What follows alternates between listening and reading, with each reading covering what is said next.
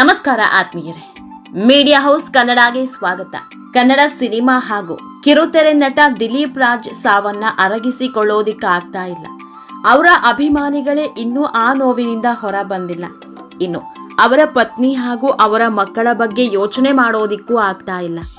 ದಿಲೀಪ್ ರಾಜ್ ಪತ್ನಿಯ ಗೋಳಾಟ ನೋಡಿ ಬಂದವರಿಗೆ ಈಗಲೂ ಆ ಚಿತ್ರಣಗಳೇ ಕಣ್ಮುಂದೆ ಬರ್ತಾ ಇದೆ.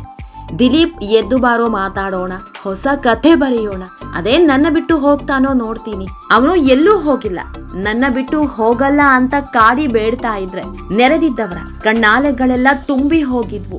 ಹಣೆ ಚಚ್ಚಿಕೊಂಡು ಕಣ್ಣೀರಿಡ್ತಾ ಇದ್ದ ವಿದ್ಯಾ ಗಂಡನನ್ನ ಅದೆಷ್ಟು ಪ್ರೀತಿ ಮಾಡ್ತಾ ಇದ್ರು ಅನ್ನೋದನ್ನ ಕಣ್ಣೀರ ಧಾರೆಯಾಗಿ ಹರಿಸಿದ್ದಾರೆ. ಕೊನೆಗೆ ಹತ್ತು ಕಣ್ಣೀರುಗಳೇ ಬತ್ತಿ ಹೋಗಿದ್ವು. ದಿಲೀಪ್ ರಾಜ್ ಚಿರನಿದ್ರೆಗೆ ಜಾರಿ ಒಂದು ದಿನ ಆಗ್ತಾ ಇದ್ದಂತೆ ಗಂಡನ ಅಗಲಿಕೆ ಬಗ್ಗೆ ಪತ್ನಿ ಶ್ರೀವಿದ್ಯಾ ಪ್ರತಿಕ್ರಿಯಿಸಿದ್ದಾರೆ. ಇನ್ಸ್ಟಾಗ್ರಾಂನಲ್ಲಿ ಪೋಸ್ಟ್ ಒಂದನ್ನ ಮಾಡಿ ತಮ್ಮ ಮನದ ನೋವನ್ನ ಹಂಚಿಕೊಂಡಿದ್ದಾರೆ. ಅಷ್ಟೇ ಅಲ್ಲ, ಶಪಥವೊಂದನ್ನ ಮಾಡಿದ್ದಾರೆ. ಇದೆಲ್ಲದರ ಬಗ್ಗೆ ಇವತ್ತಿನ ವಿಡಿಯೋದಲ್ಲಿ ಹೇಳ್ತಾ ಹೋಗ್ತೀವಿ. ಅದಕ್ಕೂ ಮೊದಲು ನೀವಿನ್ನೂ ನಮ್ಮ ಚಾನೆಲ್ನ ಸಬ್ಸ್ಕ್ರೈಬ್ ಮಾಡಿಲ್ಲ ಅಂದ್ರೆ ಮಿಸ್ ಮಾಡಬೇಡಿ, ಈಗಲೇ ಸಬ್ಸ್ಕ್ರೈಬ್ ಮಾಡಿ. ಈ ವಿಡಿಯೋನ ಕೊನೆವರೆಗೂ ನೋಡಿ, ನಿಮ್ಮ ಅನಿಸಿಕೆಗಳನ್ನ ಕಾಮೆಂಟ್ ಮಾಡಿ. ಆತ್ಮೀಯರೇ, ದಿಲೀಪ್ ಪತ್ನಿ ಶ್ರೀವಿದ್ಯಾ ಬರೆದುಕೊಂಡ ಸಾಲುಗಳು ಹೀಗಿದೆ: ಇಷ್ಟು ಬೆಂಬಲ ನೀಡಿದ್ದಕ್ಕಾಗಿ ನಾನು ಎಲ್ಲರಿಗೂ ಕೃತಜ್ಞಳಾಗಿದ್ದೇನೆ. ದಿಲೀಪ್ ಯಾವಾಗಲೂ ಕಲೆ, ಸಿನಿಮಾ ಮತ್ತು ನಮ್ಮ ದಯೆಯ ರೂಪದಲ್ಲಿ ನಮ್ಮೊಂದಿಗೆ ಇರ್ತಾನೆ. ನಾನು ಅವನನ್ನ ಶಾಂತಿಯಿಂದ ಹೋಗಲು ಬಿಟ್ಟು ಹೊಸ ಜೀವನ ಕಂಡುಕೊಳ್ಳೋದಕ್ಕೆ ನಿರ್ಧರಿಸಿದ್ದೇನೆ ಅಂತ ಬರ್ಕೊಂಡಿದ್ದಾರೆ. ಇದರ ಜೊತೆಗೆ ಇನ್ನೂ ಒಂದು ವಿಷಯ ಹಂಚಿಕೊಂಡಿದ್ದಾರೆ.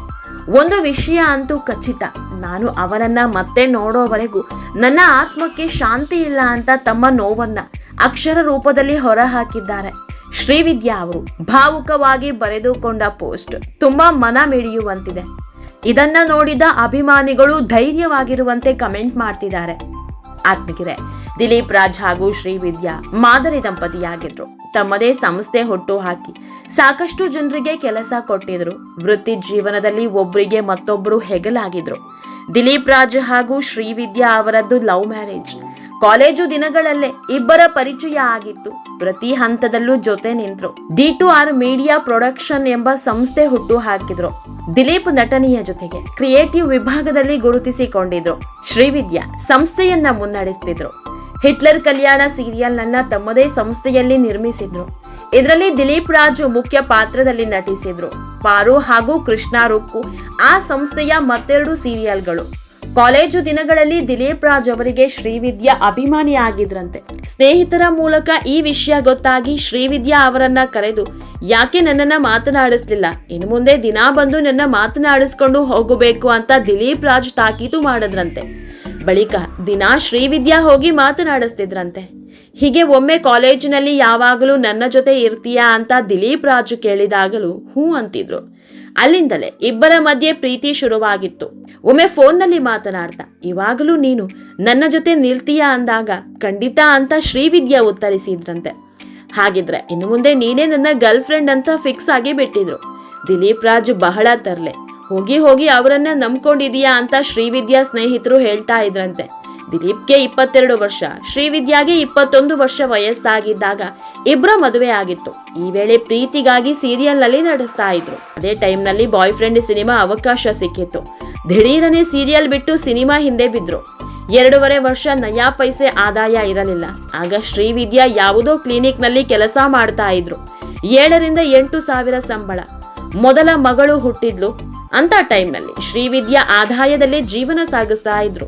ಆ ದಿನಗಳನ್ನ ಯಾವತ್ತೂ ದಿಲೀಪ್ ರಾಜು ಮರೆತಿರಲಿಲ್ಲ. ಆತ್ಮೀಯರೇ, ಅತ್ಯಂತ ನೋವಿನ ಸಂಗತಿ ಅಂದ್ರೆ ದಿಲೀಪ್ ರಾಜ್ ವರ್ಷದ ಹಿಂದೆ ನೀಡಿದ ಸಂದರ್ಶನವೊಂದರ ತುಣುಕು ಎಲ್ಲಾ ಕಡೆ ಓಡಾಡ್ತಿದೆ. ಅವರು ಅಂದ್ಕೊಂಡಿದ್ದ ಕನಸು ಈಡೇರೋದಕ್ಕೂ ಮೊದಲು ವಿಧಿ ಮೋಸ ಮಾಡಿಬಿಟ್ಟ. ಸಂದರ್ಶನದಲ್ಲಿ ದಿಲೀಪ್ ರಾಜ್ ತಮ್ಮ ನಿವೃತ್ತಿಯ ಕುರಿತು ಮಾತನಾಡಿದ್ರು. ನಾವೀಗ ಹತ್ತಿರ ಬರ್ತಾ ಇದ್ದೀವಿ, 50 ವರ್ಷಕ್ಕೆ ರಿಟೈರ್ಡ್ ಆಗಬೇಕು ಅಂತ ನಾನು ನನ್ನ ಪತ್ನಿಗೆ ಯಾವಾಗ್ಲೂ ಹೇಳ್ತಾ ಇರ್ತೇನೆ. ನಿವೃತ್ತಿ ಅಂದ್ರೆ ನಿರ್ಮಾಣದಿಂದ ಈ ಪ್ರೊಡಕ್ಷನ್ ಒತ್ತಡ ಎಲ್ಲ ಬೇಡ ಅಂತ ಹೇಳಿದ್ದ ದಿಲೀಪ್ ರಾಜ್ ನಾನು ಕೊನೆವರೆಗೂ ಕಲಾವಿದನಾಗಿ ಉಳಿಯುತ್ತೇನೆ ಅಂತ ಹೇಳಿದ್ರು. ಹೀಗೆ ತಮ್ಮ ಮುಂದಿನ ಜೀವನ ನಿವೃತ್ತಿಯ ಕುರಿತು ದಿಲೀಪ್ ರಾಜ್ 1 ವರ್ಷದ ಹಿಂದೆ ಮಾತನಾಡಿದ್ರು. ದಿಲೀಪ್ ರಾಜ್ ಅವರಿಗೆ ಈಗ 47 ವರ್ಷ ವಯಸ್ಸಾಗಿತ್ತು. ನಿರ್ಮಾಪಕನ ಸ್ಥಾನದಿಂದ ಕೆಳಗಿಳಿಯಲು ಇನ್ನು 3 ವರ್ಷ ಬಾಕಿ ಇತ್ತು.